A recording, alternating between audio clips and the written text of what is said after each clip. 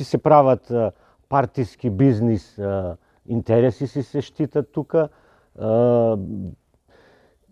бизнис интереси на одредени инвеститори кои што сакаат да градат и кои што сакаат да урбанизираат одредени простори кои што веќе се заштитени или се забранети. Еден од тие простори на кои што многу ние алудираме како граѓански организации е комплексот Мауцкер.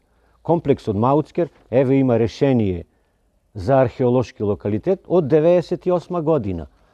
Овај комплекс е влезен и во програмата и планот и за управување кој што владава го донесе, еве, Хермелеја археолошки локалитет. Сега Советов на општина Охрид во август месец донесе и усвои една одлука каде што се прифати една програма за управување со можност за отварање за продажба на тоа земјиште по 1 евро од квадрат. Значи, ако ние почниме да ги продаваме археолошките локалитети, што ќе биде следно? Дали Самуилова тврдина ќе почнат да ја продаваат? Или пристаништево, или црква на Света Софија?